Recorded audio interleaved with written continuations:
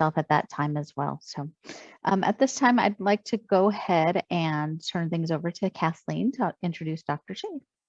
Kathleen. Thank you, everyone, for allowing us to provide a speaker today. My name is Kathleen Hill with Genentech, and I am the representative for Tecentriq, as well as our targeted agents, Alecensa, Rozlytrek, and Gavreto. Today's topic is Tecentriq, first FDA-approved adjuvant cancer immunotherapy in non-small cell lung cancer. It is my pleasure today to introduce our speaker, Dr. Young Che, an associate professor of medicine at Northwestern University, Feinberg School of Medicine. He's also co-director of the Developmental Therapeutics Institute program at Northwestern. And I'd like to thank Dr. Che for being here, and the floor is yours. Thank you. Thank you for inviting me. I do mainly thoracic oncology. Also, I'm co-director of the Developmental Therapeutics program here at Lurie Cancer Center. So I've been involved in a lot of immunotherapy development. So I'm happy to present you on the topic of the first FDA-approved adjuvant cancer immunotherapy in non-small cell lung cancer. And hope you're able to participate in discussion or ask any questions during the presentation. So the current indication for Tecentriq is that it's a single agent currently indicated as an adjuvant therapy following resection and platinum-based chemotherapy for adult patients with stage 2 to 3A non-small cell lung cancer. And there has to be a PD-L1 expression equal or above 1%, which is basically positive. And it's determined by any FDA test.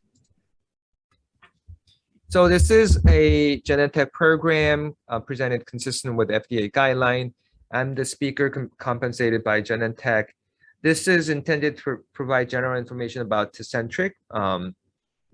And we're not going to discuss any off-label. And here it's not CME accredited.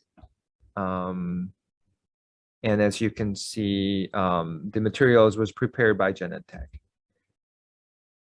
So this is the current indication of Tecentriq. We have this new indication for adjuvant setting, but there was prior indication for metastatic setting, which we can all review here, which is single agent first-line therapy for non-small cell metastatic high PD-L1.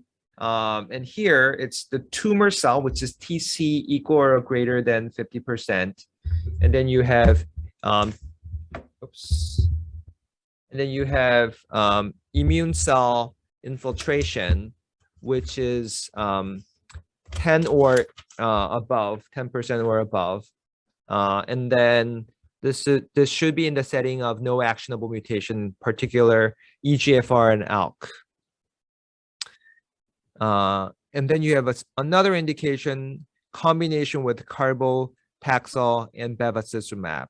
And this is for the first line for non-squamous metastatic, also non-actionable mutation. Another indication for non-squamous, this is carbo and nab-paclitaxel for non-actionable mutation, non-small cell metastatic. And then you have the very first indication where in the second line or beyond, following platinum-containing chemotherapy, also with non-actionable, and this is for both squamous and non-squamous combined. You have, and then this is regardless of PD-L1. So you have Tecentriq approved in this indication. And then you have a totally separate indication for extensive stage small cell lung cancer, where it can be used in combination with carbo and etoposide for the first line therapy for extensive stage. So you can kind of see the pivotal trial that led to the approval of all the indication that I just discussed. Empower 133 for the small cell indication. And then you have the Empower 150, 130, 110, and OAK trial. Now we have Empower 010 which led to approval, the first time ever approval for the adjuvant setting for Tecentriq. So we're going to talk about safety information, sort of in between slides. So there are definitely, this is immunotherapy drug, so immune-mediated adverse reactions are described, including infusion-related reactions. There is definitely a complication of allogeneic hematopoietic stem cell transplant. Fatal or other serious complications can occur if patients are receiving the HSCT allogeneic before or after being treated with this immunotherapy. And obviously, it's not recommended for people, women lactating or pregnant, due to possible fetal harm. All right, so early stage surgery alone, we're talking about stage 2 to 3 alone. What is the adjuvant and neoadjuvant treatment rates? So surgery alone rate is 52, adjuvant chemotherapy is 43, neoadjuvant chemotherapy rate is 3.3%. So not a great uptake of the adjuvant or neoadjuvant.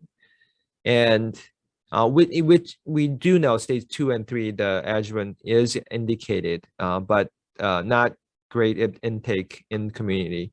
So there is definitely unmet need in patients with stage 2 to 3A, despite tumor resection. So as you can see in the data, 5-year recurrence rate in stage 2 is 62%, stage 3 76%, and 60-month survival decreased from 90% for stage 1A1 to 41% for stage 3A. Here, very interestingly, even in this early stage, compared to metastatic setting, 59% of patients with stage 1 to 3 non-small cell lung cancers are positive for PD-L1. So here's the Empower 010 study that led to the approval of the study. This is the first positive phase 3 study that evaluated the adjuvant immunotherapy.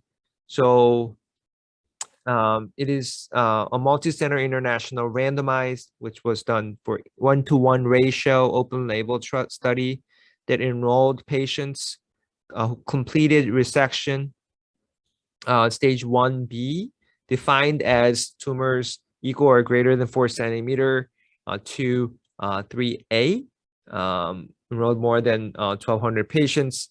Cisplatin-based chemotherapy was given, and it was randomized to either Tecentriq fixed dose, 1,200 milligrams IV every 3 weeks for 1 year, up to 16 cycles, versus best supportive care. Primary endpoint was disease-free survival with the PD-L1 positive in positive subgroup, and here it was the tumor cell by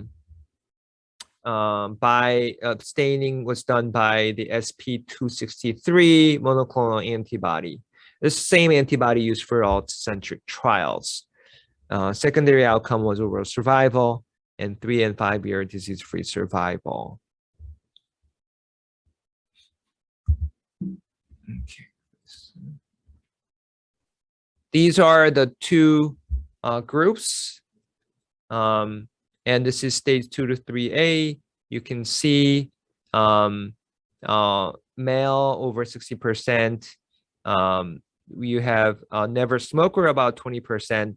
If you look at biomarker EGFR around 9%, ALK 5%. About half were high expressors, PD-L1 high, and the rest were low expressors. About 40% squamous histology, and 75% received lobectomy. So this is the outcome. You can see that there is a significant difference between the two curves. You can see there the 1 year disease-free survival, 74 versus 61. 36-month was 60 versus 48% disease-free survival. Tecentriq versus best supportive care. So the hazard ratio came out to be 0.66.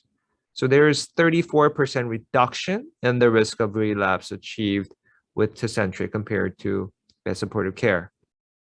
So this is a paradigm shift. This is the first ever indication. This did change our practice at Northwestern. We are adding Tecentriq in this setting.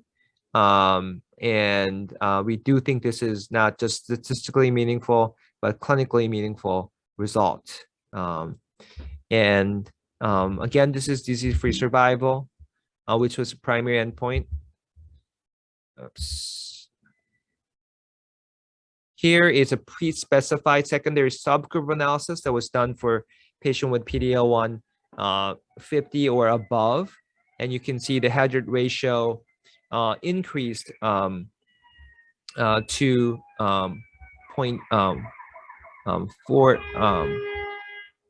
decreased. Hazard ratio decreased which means that the effect of the Tecentriq adjuvant therapy increased. So there, the disease-free survival was in fact not reached for Tecentriq arm versus best supportive care arm 35-month. And then another subgroup with low expressor was looked at, and the hazard ratio, as expected, increased to 0.87. And disease-free survival was 32.8 months for this group, Tecentriq versus 31.4 a month for the best supportive care group. So again, the caveat is that it wasn't the primary outcome was disease-free survival in PD-L1 positive, all combined, and it was never powered to look at both groups. So yes, we see the trend that higher the PD-L1, the effect of the Tecentriq would be greater. However, this exploratory analysis should not make you not use Tecentriq in the low expressor, and that would be the caveat that I would address. Here is another exploratory analysis for overall survival, which was the secondary endpoint. And in this all PD-L1 positive group, the hazard ratio was 0.77. So there is indeed a trend. And again, it wasn't powered to look at the overall survival difference. Here is a pre-specified exploratory subgroup analysis of disease-free survival. As you can see, all the arrows are pretty much to the left side, I guess, except for some outliers, but they are the ones with the smaller sample number. So it could be all random effect. And again, not powered to look at them, but we're just looking at the trend that all subgroup, by sex, race, histology, type of surgery, EGFR mutation status, chemotherapy regimen, they tend to be all on the left side, which means favoring the beneficial effect of Tecentriq. And again, with the low sample side, what the outliers are not concerning to me. Here are the adverse reactions. You can see skin, the immune-mediated ones, like rash, endocrine disorders. If you look at the grade 3, 4, really single digit or most of them less than 1%. So very tolerable. And 65 patients completed the full duration, full 1 year of Tecentriq treatment. 1.8 patient treated with Tecentriq experienced fatal adverse events, which could be all these things listed here: pneumothorax, multiple organ dysfunction, interstitial lung disease, arrhythmia, and all that. And again, a lot of times the causality cannot be proven. If it happened to the patient on trial, we just have to report it. That's what we do as trial investigators. And it happened to 8%, the best supportive care. So, I mean, they did not receive any, anti-cancer treatment. So, that's how it works. It has to be reported, and 8% was reported in the control arm. 18% for the Tecentriq for serious ARs. ARs leading to discontinuation occurred in 18%, leading to interruption, it happened in 29%. And the common causes were listed here, including the thyroid problem, rash, or pneumonitis, and so forth. Here are the laboratory abnormalities that occurred at least 20% of patients on this Empower 110 trial. So you can see grade 3, 4 are mostly single digits, some are less than 1%, so pretty tolerable. Tecentriq offers flexible every 2, every 3, every 4 week dosing options. So every 4 is 2 bottles of 840. Every 3 is 1200 milligrams. Every 2 is 840 milligram. And it is infusion. It's not push or bolus. And it is really to be used for total of 1 year. And it's a really quick infusion over 30 minutes after just the first one being 60 minutes for better tolerance. So this is the summary. This is the first FDA-approved adjuvant immunotherapy for stage 2 to 3A non-small cell lung cancer. It significantly improved disease-free survival compared with better supportive care. And for PD-L1 positive group of the tumor cells, it demonstrated 34% reduced risk of disease recurrence with hazard ratio 0.66.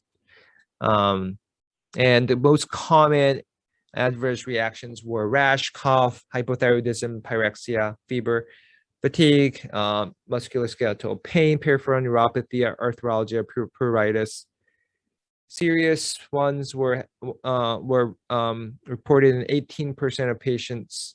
The common ones were pneumonia, pneumonitis, pyrexia, and then you have the flexible dosing options. So this is a hypothetical patient case, 64-year-old white female, literary agent, loves hiking, reading, and she was former smoker, quit 9 years ago, good performance status, presented with cough, wheezing, non-responsive to beta agonist. And now she has this finding in her scan that showed 5.7 centimeter left lung mass with no uptake in the mediastinum, but EBUS showed no disease in lymph node. Brain MRI was negative. Biopsy of the lung proved to be adeno, staging it to be state 2B, and ALK EGFR was negative. So you can see there's what seems to be a resectable tumor. So multidisciplinary discussion took place, and surgery, adjuvant chemo followed by Tecentriq was recommended. She was hesitant to receive adjuvant chemo, but medical oncologists explained the benefit risk profile of the Empower 110 trial. On final pass during left lower lobectomy, tumor was found to be in stage 10 and was subsequently resected. So it was restaged to be 3A, T3 and 1. So the question is, based on the results of the Empower 010 study and her tumor being restaged, she eventually agreed to adjuvant Cispam followed by Tecentriq as an appropriate therapy. So 4 cycles of Cispam given followed by 16 cycles of Tecentriq. So pretty standard case. And here's more safety information. Severe fatal immune-mediated reaction can happen, and there are rules, but the rule is, grade 3 usually discontinue. Grade 3, 4 definitely permanently discontinue for grade 4. And there is no dose modification. It's either discontinue or give it if the adverse events improve to grade 1 or less. So those are the general rules. Pneumonitis has been reported 3%, but was fatal in less than 0.1%. You should treat it with systemic corticosteroids. Colitis has been reported 1%, and grade 3 was 0.5%. Hepatitis has been reported 1.8%. Fatal cases were less than 0.1%. And adrenal insufficiency were reported in 0.4%. We do know this rate is higher for CTLA-4 drugs, but PD-1, PD-L1 lower than that, but still present. Grade 3 were also less than 0.1%.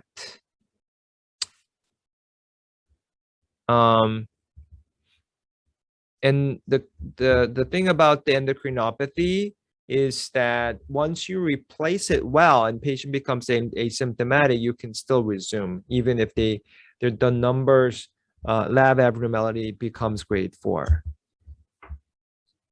Hypophysitis was reported less than 0.1%. Thyroid disorders are more common. The first thyroiditis occurred 0.2%. And people in this specific indication, lung cancer getting adjuvant, it occurred in 1.2% of the patient. Hyperthyroidism occurred in 0.8%. Hypothyroidism occurred at 4.9%.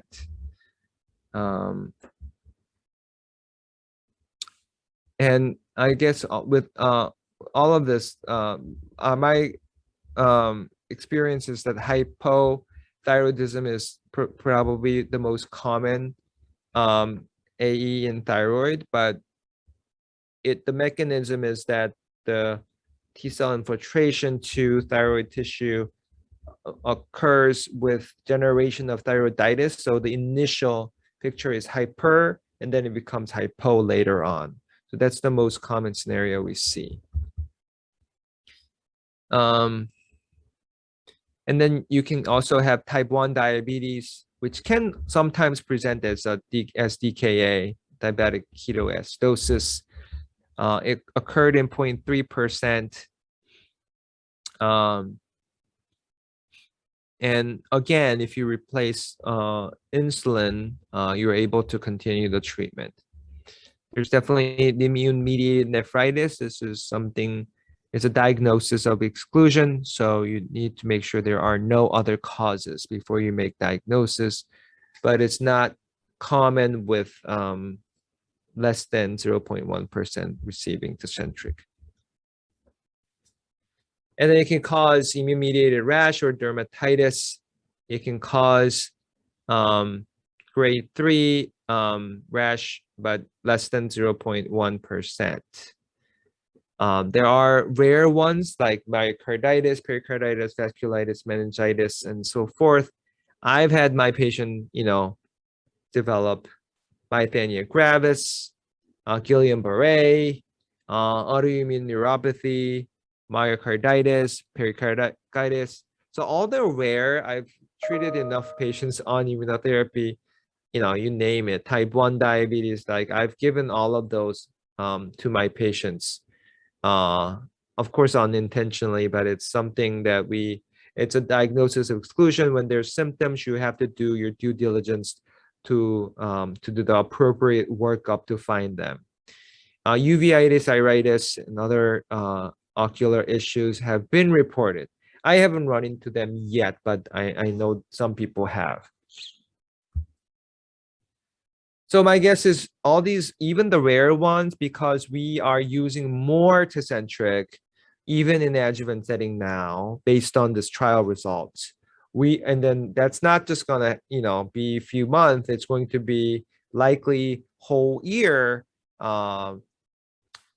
So I think we are just going to see more of these side effects, and we all have to be expert in managing these side effects, or at least refer to the appropriate people timely manner. Not recommended to nursing mothers or pregnant as it may impair fertility and do fetal harm. Most common adverse events were fatigue, decreased appetite, and so forth. All right, so this concludes our presentation for today. I'm happy to answer any questions regarding anything about this new indication. I do think it's practice changing. We've incorporated this into our practice at Northwestern. And we are, I'm sure you do, but we're pretty confident in sort of dealing with these immunotherapy side effects. And most people tolerate this better than chemotherapy. So we're excited that we have options to really get more resectable patient to cure and not having to undergo recurrence. So I remain excited for this new indication and happy to answer any questions. Does anyone have any questions regarding this new therapy or for Dr. Che and how they work up a patient? Or yes. Yeah. How many of your patients were ALK positive, and what is the difference? Do they do better, worse, ALK and EGFR positive? I see. Yeah. So as you saw in the, in this, let me see if I can get to that slide. Oh, maybe I don't have the control anymore of the slide. Anyway, That is correct. You do not. But yeah. What slide would you like to go? There's a Okay. EGFR and ALK in the patient population. Anyway, the ALK was usually the experience is 1 to 5% ALK. EGFR can be 10 to 20%, depending on if you have more Asians and the ethnic group difference there. But EGFR ALK group, my experience is they usually do much better than non-EGFR ALK patients. EGFR patients, they just have more treatment options available. There's first generation, second generation EGFR tyrosine kinase inhibitors. So some of my patients are still on it for several years. And this is even before starting chemo or immunotherapy. The caveat is the immunotherapy usually does not work very well for EGFR. But ALK, it may not be true.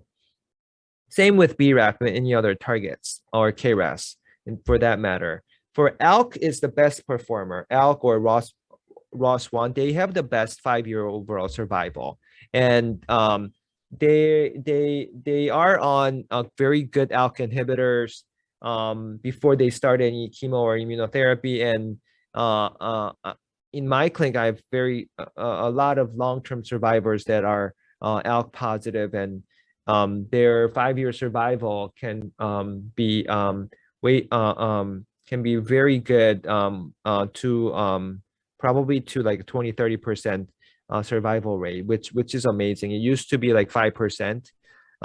In recent couple year progress have made that to triple or quadruple to like 15% 5-year overall survival for, I'm talking about the whole overall non-small cell lung cancer. But a lot of it is driven by EGFR ALK results that really showed a benefit in overall survival. So it's a good news to have those actionable mutations.